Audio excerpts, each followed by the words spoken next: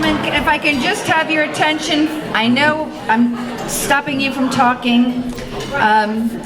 Ed, I have to read this because Rick Batzdorf, due to personal obligations at home, was unable to be here, but he asked me to read this to you.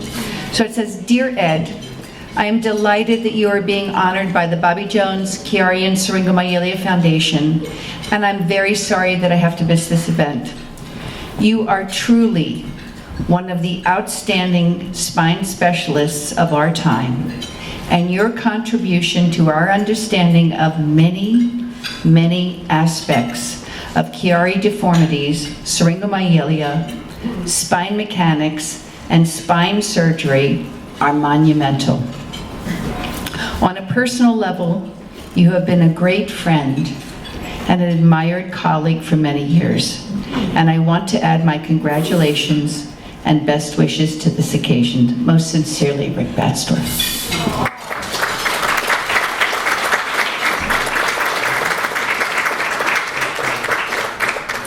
And we're winding down for the evening. I just have a few notes for the very, very important and special people in the room. So first of all, I would like to personally thank the steering committee. So this event takes a great deal of planning, in case you don't know that. And Marcia Mayo has been a key steering committee person. Becky and Fraser Henderson have spent hours and hours and hours putting this together. And without their hard work and dedication to making this event a success, it wouldn't even be possible. So first of all, thank the steering committee, please.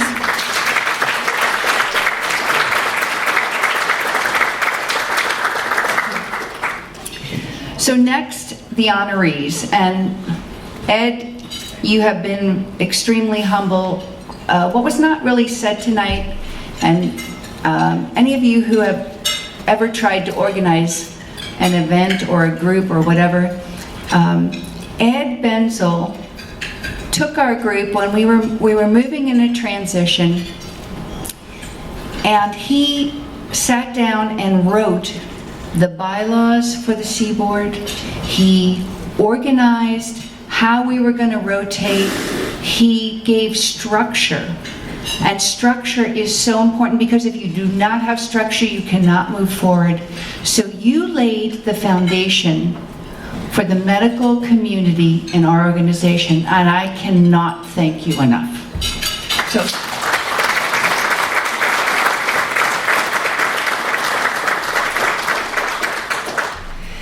There's a little story about Walter, so I'm going to share it tonight. When I was a mom who had a son who went 4 years without a diagnosis, we treated everything he had, but he went 4 years without a diagnosis. And then he was finally diagnosed. Walter Johnson was in my life, and he was a friend, and I'm going to say a family member. You're a family member. Okay. I collected 22 family histories of kids across the United States, 22 families that I had found something about. And I said, there has to be a correlation, there has to be something, we just don't know what it is. Would you send me your child's records? And we can look at like what your blood type is, I don't know, you know, like no idea, grasping at straws. So I had FileMaker Pro, and I know none of you probably know what that is because I'm really old, but FileMaker Pro was a thing, and Prodigy was loading on the internet. That's when this was. 22 kids, we started just doing fields and doing this silly, it's really a silly database, silly, because I didn't know what I was doing, but I wanted to do something. Just something, right? So Walter, who's a family friend, said, you have to go talk to Tom Millerette at the time because he's interested in this. And if it had not been for Walter Johnson, dear friend, I would never have gotten on this path. because when I went to that office, the first thing that we did was talk about, well, there has to be a study. And Tom Millerat and Marcy Spear led this whole study, and it was the first real true paper. I think it's the most quoted, sorry, that's bad. It's cited is the word. Most cited research paper on Chiari and syringomyelia today. And I licked every envelope. All right? But if it had not been for this man, I never would have gotten on that track. So this is the beginning. Ed, you're the beginning. Walter, you're the beginning. And look where we are today. And look where we are today.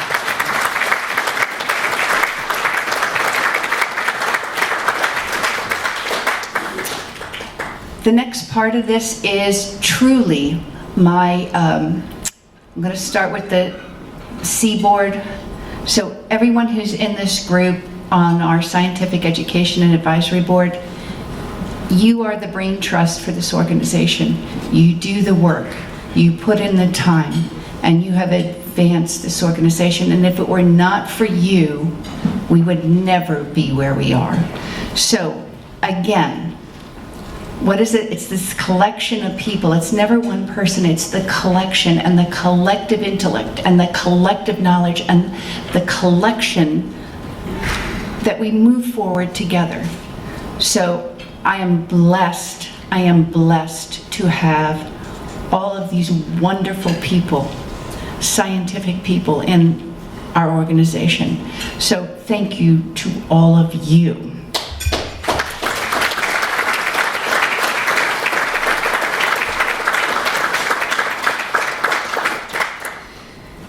I have a board of trustees. The board of trustees in our organization are here to ensure the financial sustainability of our group. And I'm looking, this year we increased our board of trustees by 50%. That means 50% of this group is interested in moving the scientific knowledge forward in ensuring that we're going to be able to reach our goals. So Cody, Kate, you know, you're new this year. You're going to do an awesome job. So just hang in there, go with us, lead the way, and we're ready for you. All right? And finally, my board of directors. My board of directors is a really interesting group of people. They're all in it because of their hearts, because it's not about money. They don't get paid, right? We have Paul, who I know, and we've talked about this, so I'm going to say it out loud, Paul. Anything we do is not going to help you. It's not going to help you. But you're in it for the next generation and the future generations so that we can solve the problem for them. James, Georgia Tech, bioengineering. He's the man who can bring all kinds of scientific programs together for us. I think you're going to find new advances and move the organization forward in a way when I'm gone. So you keep on that track. He's vice chair. Pam is kind of the heart of the organization, and that she has the many diagnoses. Her kids have many diagnoses. If we don't keep the heart in our group, we're never going to advance in the right way, right? We have to remember why we're doing what we're doing. So she's an important part of this. Kim Dawson, movie producer extraordinaire. My story of Kim is this. Kim, I wrote a letter to this man, and he was producing Bobby Jones' Stroke of Genius, and I was like, oh, he's not going to pay any attention to me at all, you know, like whatever. And he called me up and he said, come down. And he led the way through that movie to have a world premiere in New York City. We raised $10,000. It was like an amazing thing. And he's still here. He's still here. So I don't know what amazing things we have yet to do, but we're going to do them. All right? Right?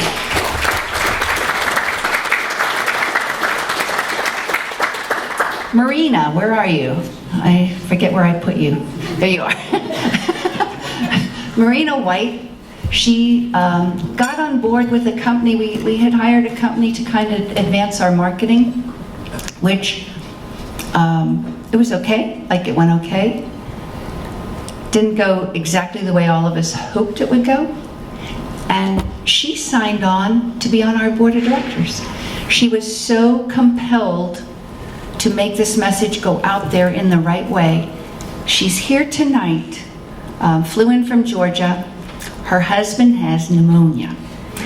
Now, I don't want to even tell you what that means, that she came here, right, to be part of this evening. So, dedication, and she's going to change it in the marketing world for us. And I believe that, because you have the heart, and you have, Marina is very Christian, so she's going to say the prayers and it's going to happen, right? God's going to wink at us, right?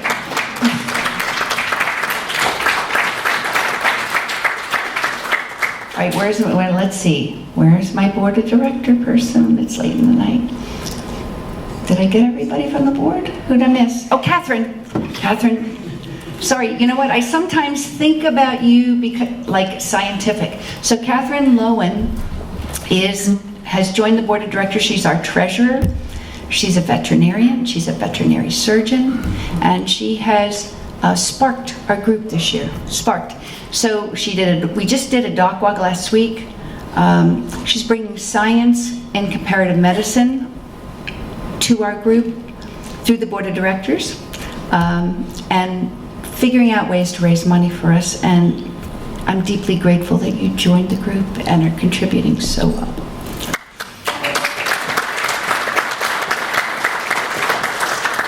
All right, did I get all the board of director members? I think I did, right? Please tell me I did, because that would upset me. All right, now I want my staff to stand up. So, yeah, I want my staff to stand up. Andrea, Caitlin and Mary. Mary, stand up. Okay, there we go.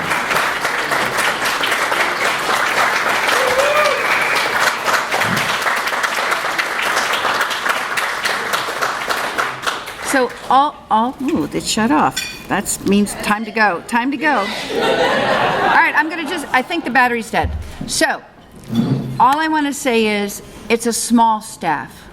Everybody loves each other. And the reason we get anything done in our group is because of that, because we're one family. And everybody in this room is now part of my family. And I really truly hope that all of you will become more ingratiated in our cause, want to do one little bit more, just one little bit more for the group, and you can ease the suffering of over 3 million people in the United States. So it's write a check, get involved, and whatever it is for you, just be part of my family. Thank you.